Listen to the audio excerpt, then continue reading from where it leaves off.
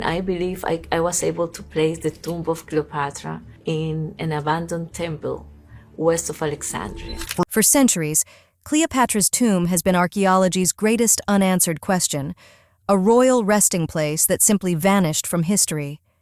Empires rose and fell searching for it. But deep in Egypt's desert, far from the spotlight, archaeologists have uncovered a discovery that upends everything we thought we knew about the last queen of Egypt. Hidden beneath the ruins lies a tomb unlike any ever documented, a vast, maze-like tunnel, human remains fitted with golden tongues, and a sarcophagus sealed not only with stone, but with a substance so dangerous it may have been meant to kill anyone who tried to open it. So what was this place really protecting? Ancient knowledge powerful enough to change history, or something far more unsettling? For centuries, historians believed Cleopatra's final resting place had vanished near Alexandria, destroyed by earthquakes, floods, or swallowed by the sea. The story was largely dismissed as legend. That changed in late 2022. At a site known as Taposiris Magna, roughly 30 kilometers west of Alexandria, archaeologists made a discovery that stunned the world. 13 meters beneath the ruins, carved directly into solid limestone, they uncovered a massive tunnel stretching nearly a full kilometer in length. This was no ordinary passageway, and it was certainly no ordinary tomb. The scale and craftsmanship of the tunnel stunned both engineers and archaeologists alike. Nearly 2 meters tall, with walls cut so clean and straight they looked machine-made, it rivaled some of the most remarkable underground feats of the ancient world, including Greece's famous Tunnel of Eupalinos.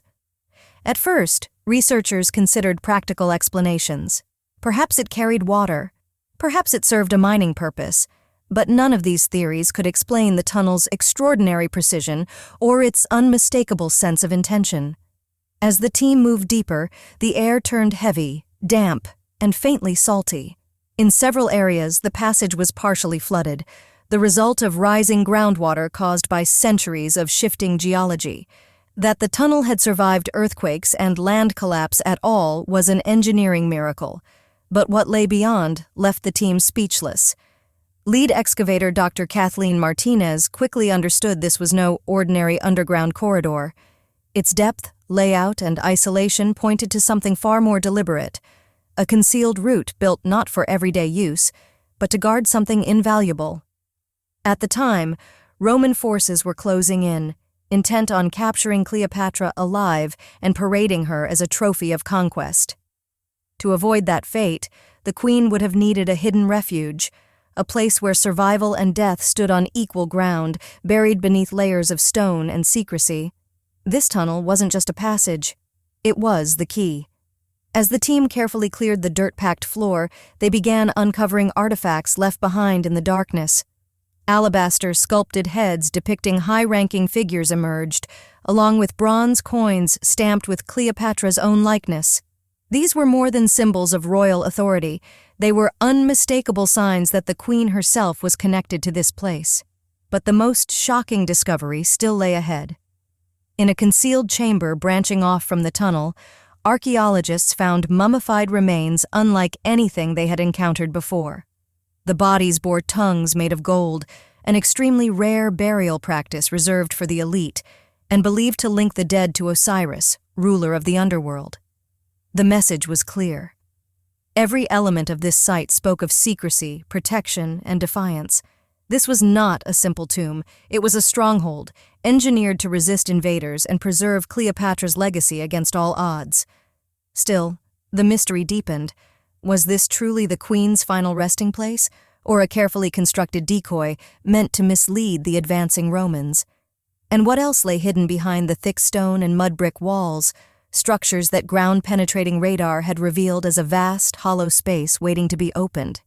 Whatever remained sealed inside had the potential to change everything we thought we knew about ancient power, history, and empire. Despite the scale of what they had uncovered, the team moved forward with extreme caution. The sealed chamber had remained untouched for nearly 2,000 years. When it was finally breached, the air that escaped was thick and lifeless, carrying a sharp metallic scent that hinted at unseen dangers.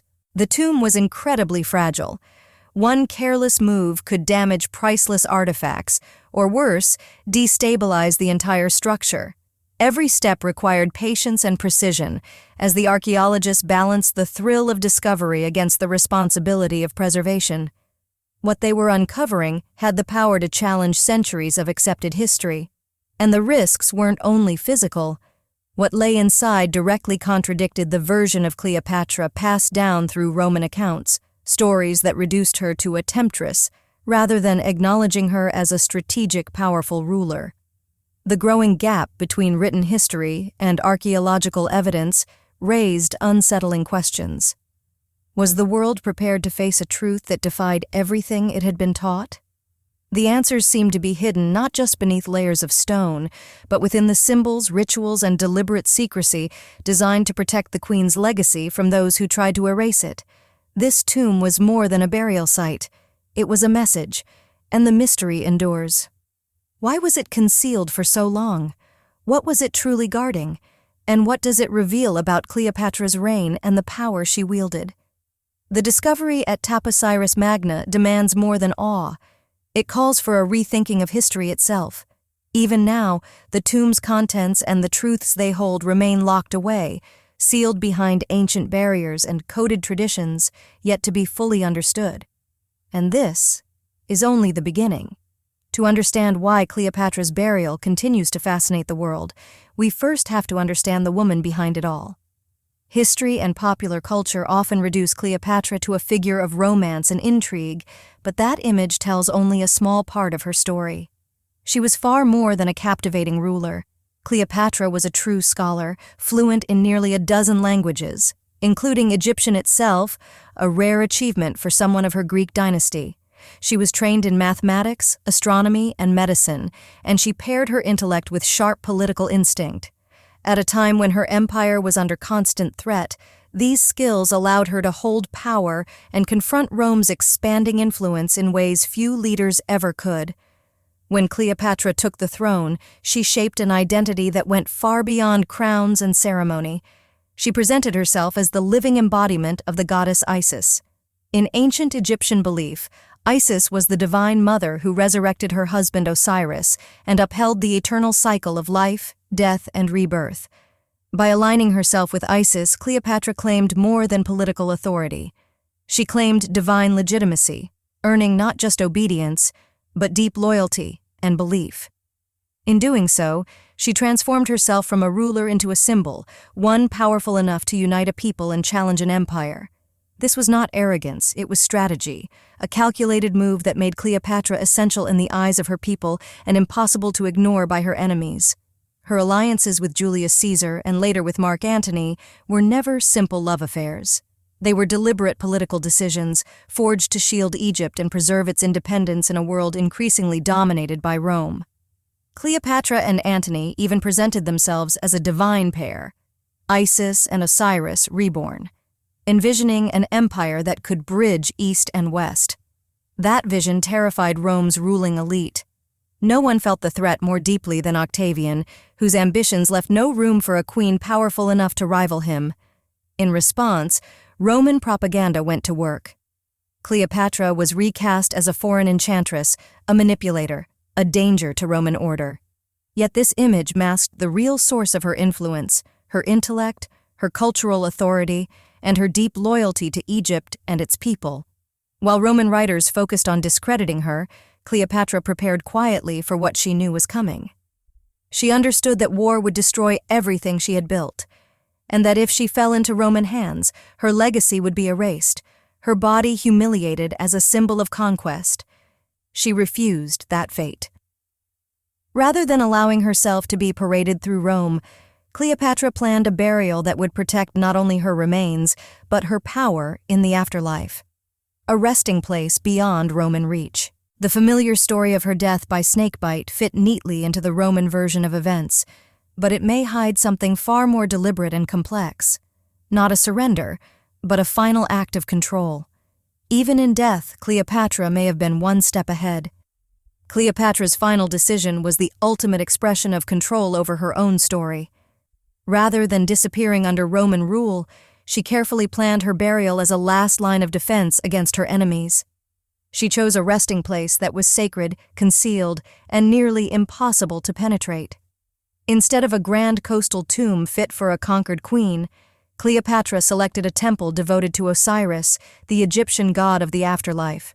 Her choice of Taposiris Magna revealed a deep understanding of symbolism, geography, and quiet resistance. It was an act of defiance carved into the landscape itself. In ancient Egyptian belief, death was not an ending but a passage, one that could be guided, protected, and controlled. Cleopatra used this belief to transform her tomb into something far greater than a burial chamber. It became a fortress of the soul, deliberately designed to survive time, invasion, and oblivion. This also explains why the site escaped attention for so long. Few would have imagined that Cleopatra's tomb lay hidden in a place Rome would never bother to search. It was a secret preserved by intention, waiting centuries for a determined archaeologist to uncover it. Cleopatra's brilliance extended beyond intellect. It lived in her practical wisdom, the ability to retain power, even in death. Her legacy was not left to chance or memory. It was engraved into stone and sealed in metal, meant to endure across both the physical world and the realm beyond. To truly understand the significance of the tomb's discovery, one must also understand the underground passage that guarded it, a structure as rich in meaning as it was in engineering skill. If Cleopatra was the architect of this hidden sanctuary, then the tunnel was her final masterpiece, a silent declaration to the future that her story would not be erased. The tunnel uncovered beneath Taposiris Magna ranks among the most extraordinary feats of engineering from the ancient world. Carved entirely through solid limestone, it stands nearly 2 meters tall, runs perfectly straight, and extends for more than 4,200 feet, almost a full mile beneath the earth. What makes it so striking is not just its scale, but its purpose, or lack of an obvious one. It wasn't built to carry water like an aqueduct, nor to extract stone like a mine. Yet its flawlessly smooth walls, precise geometry, and sealed endpoints suggest it was created for something far more deliberate. Engineers describe the structure as a masterpiece of mathematical accuracy, a tunnel designed with extraordinary care and intention. Its deep underground position, slightly below today's water level, shielded it from the earthquakes and floods that destroyed much of ancient Alexandria's coastline.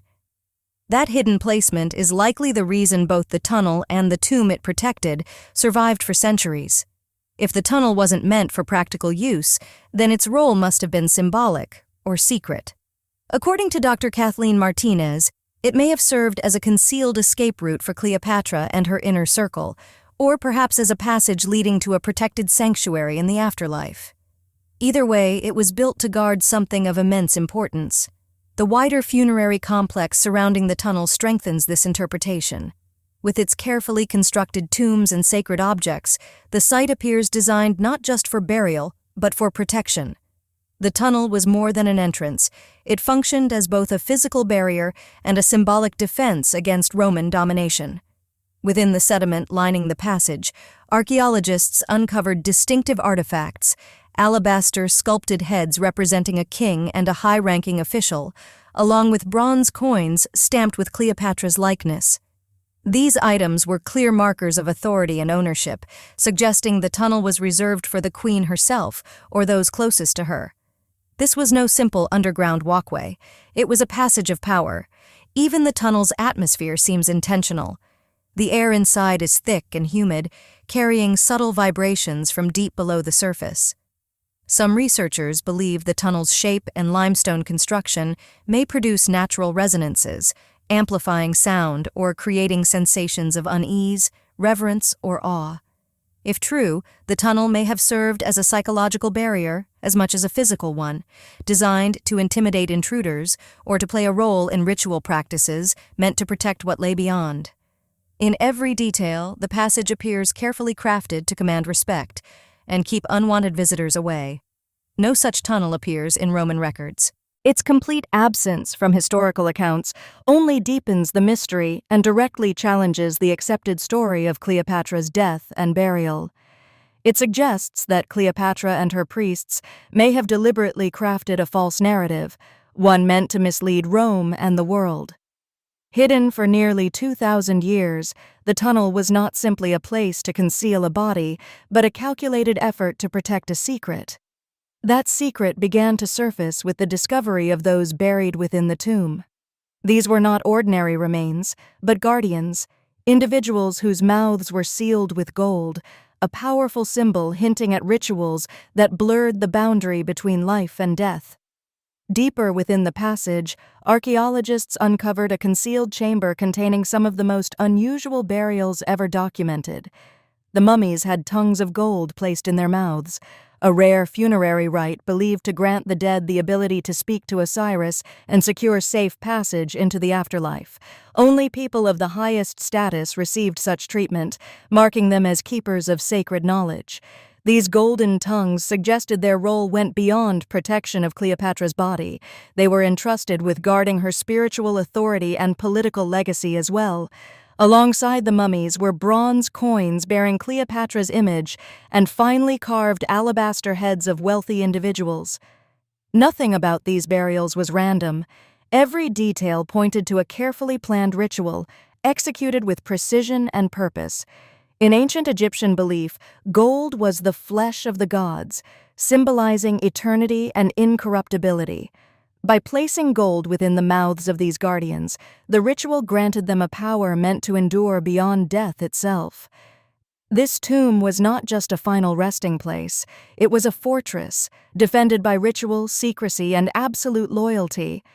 Its existence challenges everything long believed about Cleopatra's final days, suggesting her death was not a defeat, but a deliberate transformation designed to preserve her power forever. These guardians were more than protectors of a queen. They were the keepers of her wisdom, her authority, and perhaps secrets that history has yet to record. Their mission was clear: to protect Cleopatra in death, just as she had ruled in life, with strength, intention, and unyielding resolve. This discovery made the purpose of the tomb even more complex. It was not only a place of rest, but a sealed sanctuary where royal worship, protective ritual, and open defiance of Rome came together. The team understood that the mummified guardians were only the first layer. Far greater secrets waited beyond them, secrets ready to be revealed. What lay in the next chamber directly challenged the stories written by Roman historians. At the very core of the tomb, hidden behind massive stone barriers, stood a sarcophagus unlike any ever recorded. It was a sealed vessel whose purpose went far beyond burial.